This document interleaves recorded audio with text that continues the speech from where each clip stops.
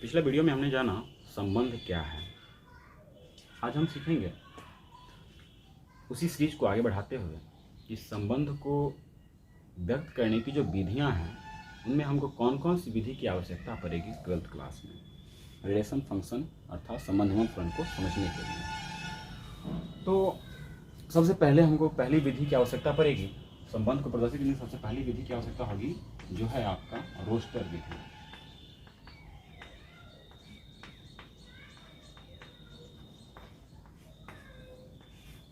आपको याद हो तो रोस्टर विधि हमने पढ़ा था समुच्चय के अंतर्गत भी, और वहाँ भी नियम था कि किसी समुच्चय के अवयवों को मध्यम कोष्ठक के अंदर एक एक करके कॉमा देते हुए लिखते थे। यदि इस प्रकार से लिखते थे तो ये विधि कहलाता था रोस्टर विधि। सेम यही पैटर्न यहाँ भी यूज होता है। यहाँ पे अंतर बस इतना ही होगा कि यहाँ पे समुच्चय के अवयव को एक एक करके कॉमा देते हुए लिखते थे, यहाँ पर हम प्रदर्शित करेंगे रिलेशन, किसी भी संबंध के अवयवों को। संबंध का अवयव किस प्रकार का होता है, मान लेते हैं कि 1 का संबंधी है 3, 2 का संबंधी है 4, 3 का संबंधी है 5, 4 का संबंधी है 6। इस प्रकार का मान लीजिए एक संबंध हमने लिया। ये जो विधि होगी प्रदर्शित करने की, इसी विधि को हम कहते हैं रोस्टर विधि। इसमें क्या है, ये देखें तो पिछला क्लास में भी हमने कहा था, जब संबंध को हमने बताया था कि हर एक अवयव में एक दूसरा घटक प्रथम घटक का संबंधी होता है। यहाँ भी ये संबंध होता था, यहाँ भी संबंध है, यहाँ भी संबंधी है इसका, यहाँ भी 4 का संबंधी 6 है। तो संबंधी है तो संबंध किस प्रकार का है, तो यहाँ पे संबंध होता है प्रतिबिंब का। प्रतिबिंब अर्थात 1 का प्रतिबिंब 3, 2 का प्रतिबिंब 4, 3 का प्रतिबिंब 5, 4 का प्रतिबिंब 6। तो इस प्रकार से हम संबंध को प्रदर्शित करते हैं रोस्टर रूप में। यदि आप हर एक रूप में कहें, यहाँ पे जैसे कि इसको हम लिखते हैं कि 1 3 बिलोंग्स टू रिलेशन, कह सकते हैं कि 1 3 जो है सो इसका सदस्य है। या इसी बात को हम और भी लिखना चाहें तो हम कह सकते हैं 1 R के अधीन 3 से संबंधित है।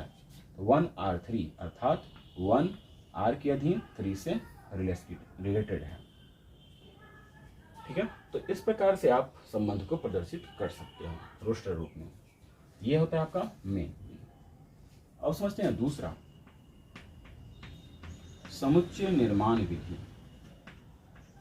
समुच्चय निर्माण विधि आपको याद हो तो समुच्चय निर्माण विधि भी हमने पढ़ा था समुच्चय के अंतर्गत, जिसमें हमने देखा था कि वहां पे क्या होता था कि एक हम लिखते थे उसमें कि जैसे कि एक मध्यम कोष्ठक लेते थे किसी समुच्चय को दिखाने के लिए, एक मध्यम कोष्ठक लेते थे और इसके अंदर में लिखते थे x such that x, और उसके बाद समुच्चय के अवयव से संबंधित बातों को यहाँ पर लिख देते थे या उसके संकेतों को लिख देते थे। तो इस विधि में होता था आपका समुच्चय निर्माण विधि में ये होता था।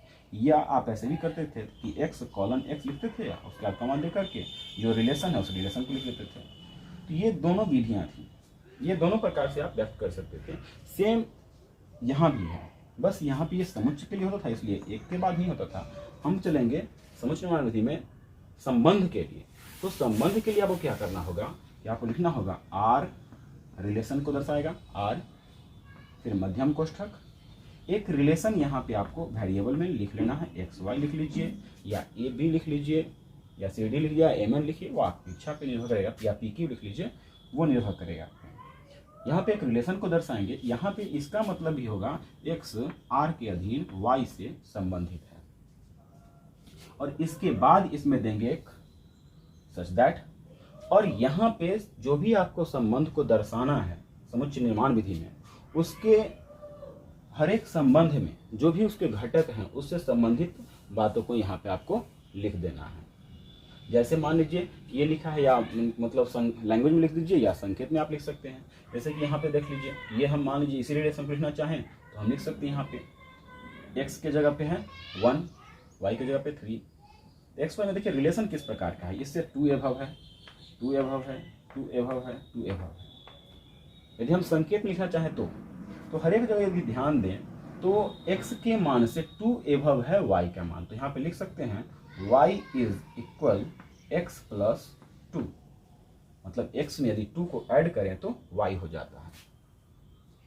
और इसके साथ साथ इतना सा काम नहीं चलेगा, इसके साथ साथ हमको लिखना होगा x belongs to natural number, क्योंकि काउंटिंग में है 1 1 2 3 4, और इसके साथ साथ जो x का मान है वह लेस देन 5 है, मतलब 5 से छोटा है। तो इस प्रकार से यदि हम इसको व्यक्त करें तो ये कहलाएगा आपका समुच्चय निर्माण विधि। यहाँ पे आपको ध्यान हो तो आप ध्यान रखिएगा कि एक्स वाई, तो यहाँ पे इसको दर्शा रहे हैं, इस रिलेशन को, इस प्रकार का रिलेशन है एक्स वाई में, लेकिन इसके साथ साथ यहाँ भी जो हम लिखते हैं तो इसका मतलब है कि ये रिलेशन है, पहले एक्स उसके बाद वाई, मतलब एक्स वाई से संबंधित है। इस प्रकार से हमारा ये 2 नियम हो जाते हैं। हम तीसरी बात को समझते हैं, तीसरा विधि, इसको मिटा रहे हैं। तीसरा विधि है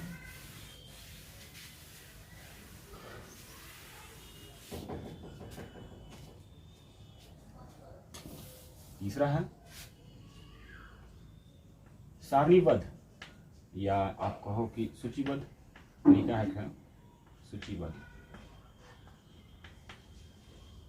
करके आप इसको एक कर सकते हैं। इस विधि में क्या करते हैं, सूचीबद्ध विधि में, या इसको सारणिक विधि में आप कह सकते हो, सारणिक रोस्टरिंग होता है। सूचीबद्ध में क्या होता है, जैसे कि मान के चलिए कि एक रिलेशन हम ले लेते हैं, या मान लो कि एक समुच्चय है ए, सूचीबद्ध करना है, एक समुच्चय है ए, मान लेते हैं कि 1 2 3 है। कोई समुच्चय है बी जिसमें अवयव है ए बी सी। इसमें देखते हैं कि यदि एक रिलेशन, मान लीजिए कि रिलेशन ए से बी में है, एक रिलेशन बना रहा है, तो आपको पता होगा कि रिलेशन बन रहा है तो ए क्रॉस बी से ही कोई ना कोई अवयव आया होगा। तो एक रिलेशन मान लीजिए कि आ रहा है, सपोज दैट ए से बी में, जैसे कि मान लीजिए कि ए क्रॉस बी आप निकालते थे संबंध के लिए, तो पहले ए का अवयव लिखते थे, उसके बाद बी का अवयव लिखते थे।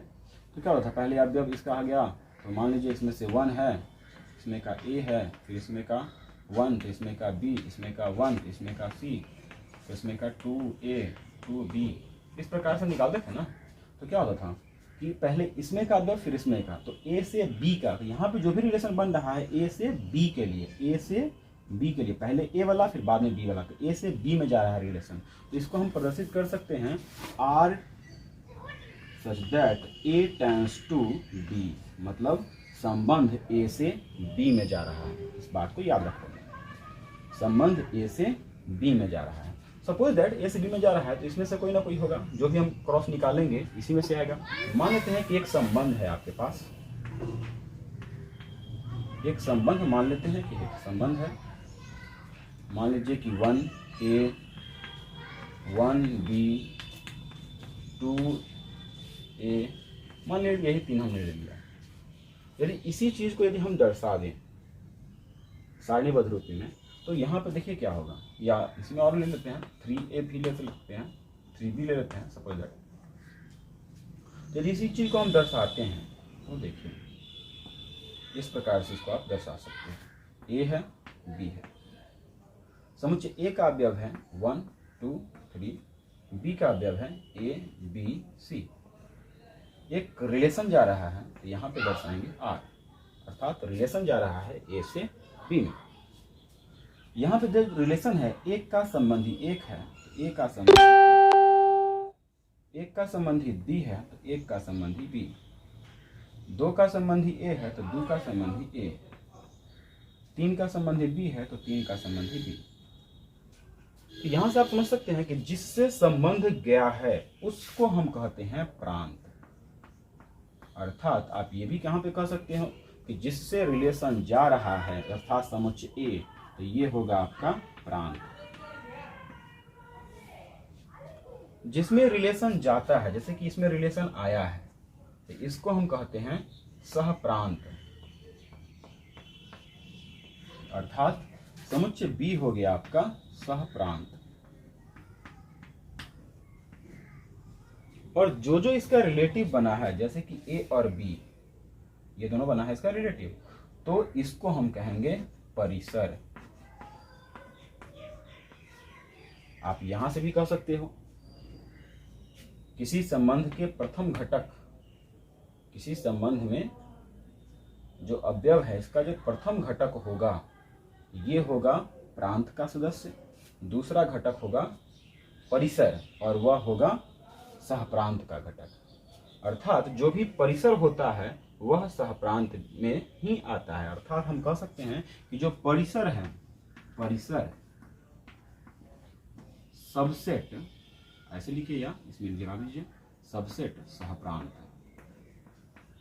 अर्थात परिसर जो होता है सहप्रांत का ही उपसमुच्चय होता है, परिसर सहप्रांत का उपसमुच्चय होता है। तो इस प्रकार से हम 3 मेथड है संबंध को व्यक्त करने की जो हमें आवश्यकता पड़ेगी, जिसकी हमें आवश्यकता होगी 12th में। यदि आप इन तीनों मेथड को समझ लेते हैं तो आप आसानी से अब 12th के संबंध और फलन को समझ सकते हो कि किस प्रकार वो आपका आसानी से समझ में आ जाएगा, उसमें कोई कठिनाई नहीं होने वाली है और बहुत ही इजी मेथड से आप समझ सकते हो।